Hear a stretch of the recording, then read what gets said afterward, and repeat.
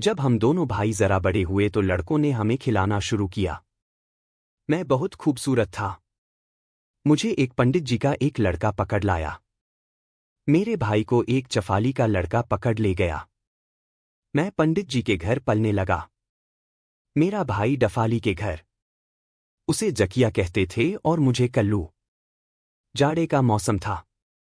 जब सब लड़के धूप में जमा हो जाते तो हमें गोद में ले लेते और चूमते। कोई कहता हमारा बच्चा है, कोई कहता हमारा मुन्ना है।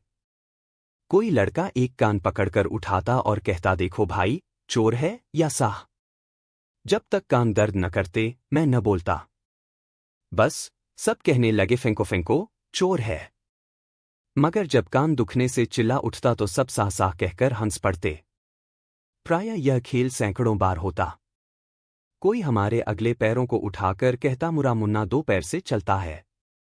यूं चलाए जाने से हमारे पैर दर्द करने लगते थे, पर करते क्या। कभी कभी छोटे बड़े लड़के छोटे बच्चों को मेरी पीठ पर बिठाकर कहते मेरा लल्लू हाथी पर बैठा है। भला मैं उन लड़कों का बोझ क्या उठाता। जब चिल्लाने लगता तो जान बचती। कोई कोई लड़के तो मेरे गले में रस्सी बांधकर दौड़ाते। भला मैं उनके बराबर कैसे दौड़ता। लेकिन वे अपनी धुन में मुझे घसीटते हुए ले जाते थे। इससे सारा बदन दुखने लगता था, मगर मुझ गरीब का वहां कौन मददगार बैठा था। कभी कभी लड़के मुझे पास वाले गड्ढे में डाल देते और मेरी तैराकी का तमाशा देखते। जब मैं बाहर निकलने के लिए छटपटाने लगता तो लड़के हंस हंस कर कहते देखो कल्लू कैसा तैरता है। उस समय मैं डूबने डूबने को हो जाता था। पाँव जोर जोर से चलाता हुआ किसी तरह किनारे आ जाता और मारे ठंड के कांपने लगता। जब धूप लगने से देह में कुछ गर्मी आती तो कोई शैतान लड़का बोल उठता अब की मेरी बारी है। सुनते ही मेरी जान सी निकल जाती, मगर भाग कर जाता कहाँ। कोई फिर पानी में डाल देता। क्या बतलाऊं कि उस समय किसना गुस्सा आता। बार बार यही जी में आ जाता था कि कोई इन दुष्टों को भी इसी तरह डुबकियां देता तो इनकी आंखें खुलती। हम दोनों में से सुखी तो एक भी न था, पर जकिया की दशा मेरी दशा से अच्छी थी। पंडित जी के यहाँ मुझे रूखा सूखा भोजन मिलता था और वह भी बहुत कम, इसलिए मुझे दूसरे द्वारों का चक्कर लगाना पड़ता था। डफाली मांस का प्रेमी था। रोजाना उसके घर मांस पका करता था, इसलिए जकिया को काफी भोजन मिल जाता था। उसे किसी दूसरे दरवाजे पर जाने की जरूरत नहीं पड़ती थी। कुछ तो बेफिक्री और कुछ पूरी खुराक मिलने की वजह से वह दिन दिन ताकतवर और तंदुरुस्त बनने लगा। मैं कभी कभी भूख से तंग आकर डफाली के दरवाजे पर पहुंच जाता कि शायद वहां कुछ मिल जाए। सोचता आखिर जकिया भी अपना ही खून है, उससे आरजू मिन्नत करूंगा तो जरूर कुछ न कुछ दे देगा। फिर उसका कोई नुकसान भी तो नहीं है। मैं उसके खाने में हिस्सा लेने नहीं चाहता था, केवल उसकी जूठन चाहता था, पर वह मेरी परछाई देखते ही गुर्राकर मुझ पर ऐसा झपटता जैसे मैं उसका दुश्मन हूं। वह था मुझसे ताकतवर, इसलिए मैं उसका सामना न कर सकता था।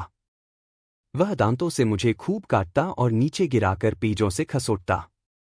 जब मैं जोर से चिल्लाने लगता और पूंछ सिकोड़ लेता, तब कहीं जान बचती थी।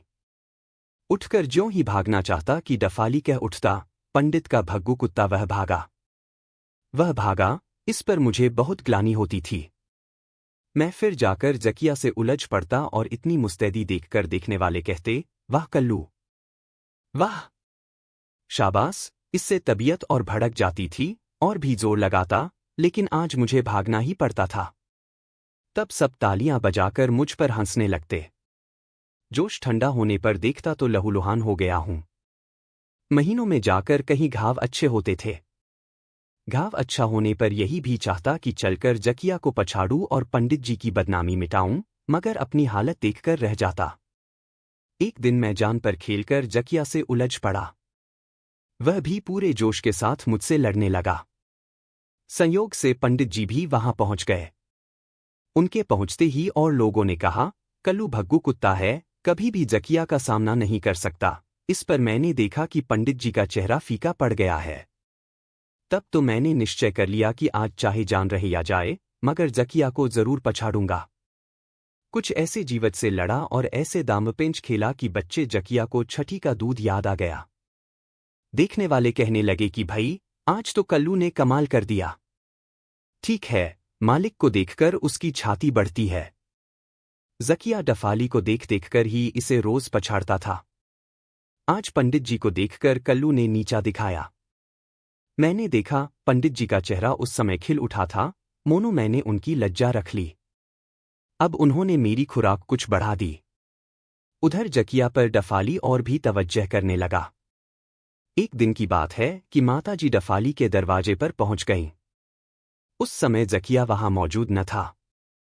डफाली ने माताजी की दीन दशा देखकर एक टुकड़ा फेंक दिया। ज्यों ही माताजी टुकड़ा उठाने को आगे बढ़ी कि जकिया पहुंच गया और माताजी पर टूट ही तो पड़ा। संयोग से वहीं पर मैं भी पहुंच गया। फिर क्या था? जकिया से जान बचाकर माताजी मुझसे भिड़ गईं। मैं तो उन पर वार करना नहीं चाहता था, लेकिन वह पूरी ताकत से मुझ पर वार करने लगीं। उस समय मुझे बड़ी हंसी आती थी। पेट भी क्या चीज है? इसके लिए लोग अपने प्राय को भूल जाते हैं। नहीं तो अपनी सगी माता और अपना सगा भाई क्यों दुश्मन हो जाते? यह तो हम जानवरों की बातें हैं। मनुष्यों की ईश्वर जाने।